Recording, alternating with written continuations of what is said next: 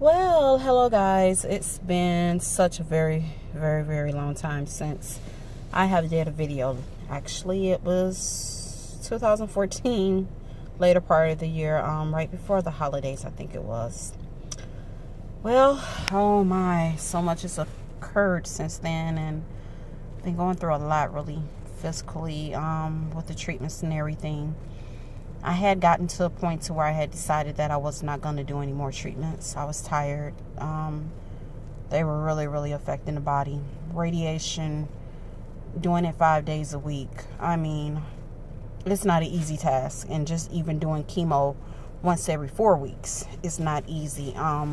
Some of the things, or one of the major things I have experienced so far is what's called, if you can see it here, or a radiation rash.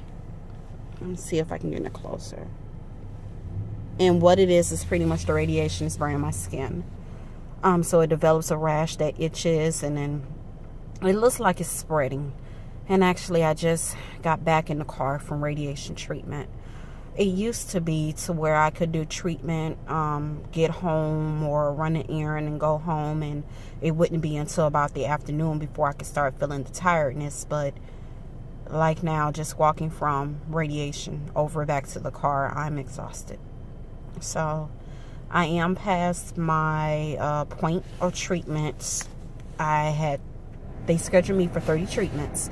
So I think I'm on number 20 or 21, which means I don't have a very long time left to go for those. I still have 2 rounds of treatments for chemo though.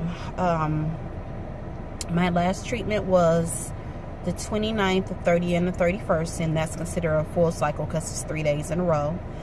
And that was not a good one. I had actually did chemo, wasn't getting any food in my system because I was sleeping a lot, wasn't really getting any water or any type of fluid in.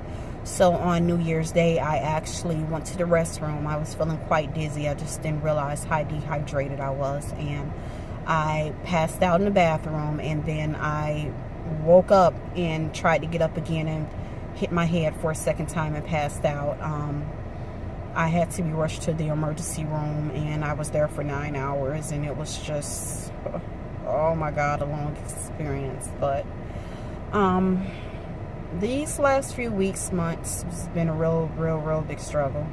I had gotten to a point after experiencing some things with my family and just feeling like I didn't have that support.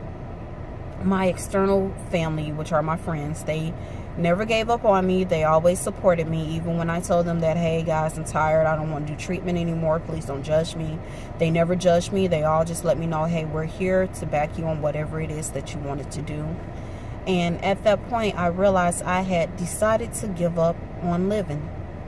And I had to go back and really just look at me as a person, because that's not me. I'm a fighter, but there are circumstances in life that sometimes occur that really makes you want to just give up. But even after I sent them a text message and I told everyone, hey, I'm not doing treatment, I'm just going to let it run its course and it's going to be what it's going to be, something in me just would not let me stop. It was, and I feel like that was because I have such a close relationship with God. I feel like that was Him letting me know, no, I got way more for you in this life than for you to just give up now. I've been through a ton of stuff in life, as many people have. And, that's what build our character, our personalities, and whatever else. But He was like, I didn't bring you this far for you to just give up on me now. So I have a very strong, supportive spiritual sister. I call her my big sis.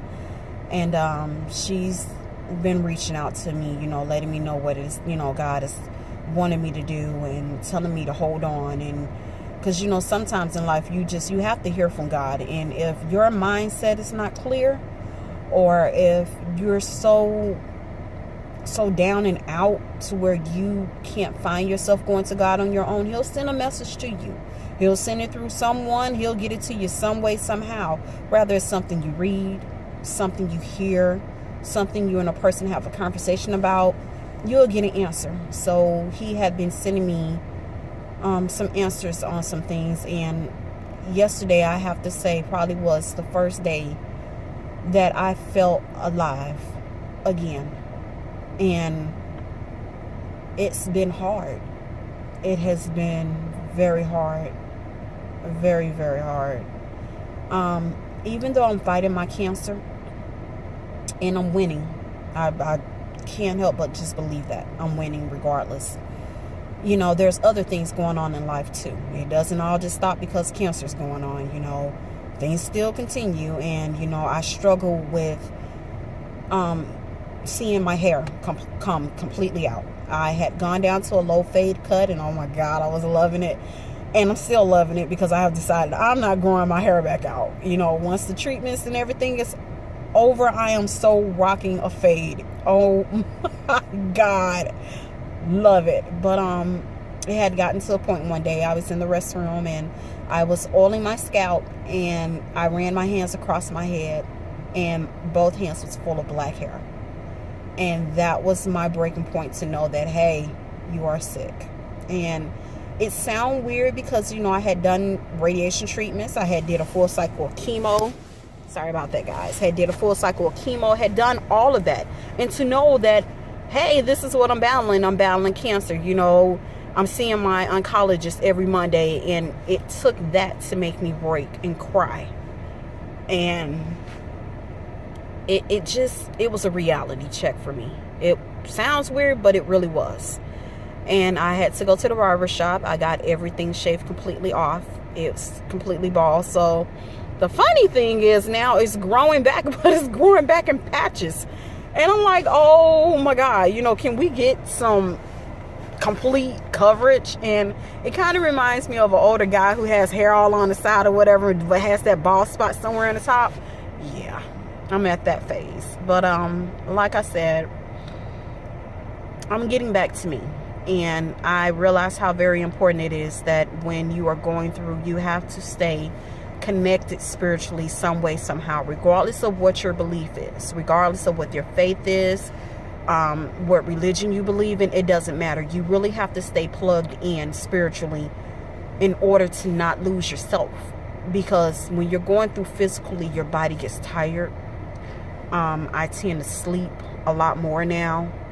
You know, I want to get up, I want to do things, I want to go places, but I'm just really exhausted all the time.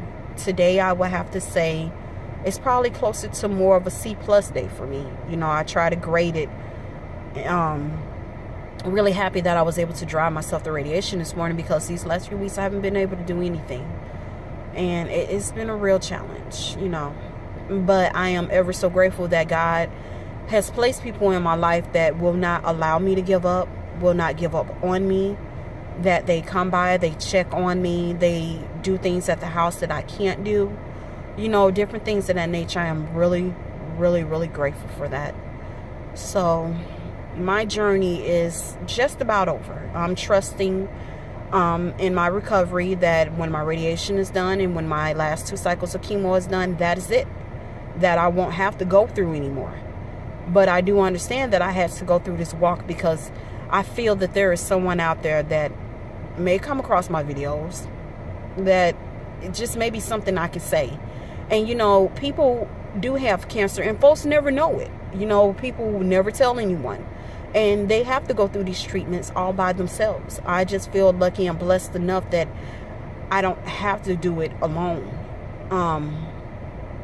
But I just want to speak to that person out there that feels like, hey, I'm tired, I can't do this, nobody cares, nobody loves me, I don't feel beautiful. Because yes, I did go through that phase. I would look in the mirror and I would just cry because I felt like, oh my God, you know, this is me, I'm completely bald.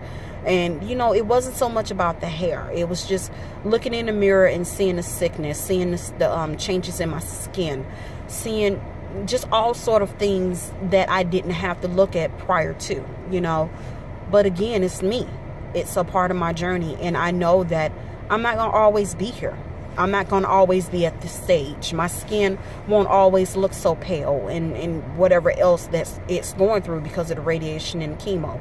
You know, like I'm experiencing, my treatment is pretty much center chest area, so my esophagus is very irritated, swollen, inflamed, all of that from treatment, and it hurts. It's hard to eat.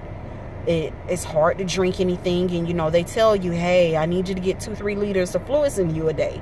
And you would think, if you think of a 2-liter soda, not nothing. You can probably kill that in a matter of hours. But when you're sick, it is hard to get a liter of anything in you, So that has been a lot of my challenges. Inside of my mouth, I feel a lot of tenderness. So it feels like someone is taking sandpaper and just ran it all across my tongue. And it's like trying to chew, trying to eat, swallowing. It's a chore. It really is. So I have to pump myself up, encourage myself, and try to keep things in my view that, hey, you need to eat that, or hey, you need to drink that. It's important. Get it in your system. But I just know that it's gonna get better. It's not gonna be this way always, regardless of what you're going through. It's gonna get better. You're gonna have your moments. You're gonna have it may be longer than a moment. It might be weeks. It might be months of the storm that you're riding. But the one thing I have realized, if you can visualize landing, or just think of flying over a beach. Maybe you're in the airplane, or maybe you are the airplane. As long as you can see that water, as long as you can see that land, you know that you will land, you will touch down at some point, which means that storm will pass if you just don't give up. And it's easier said than done. I can vouch for that. Oh my God, I can vouch for that. Holding on is a struggle.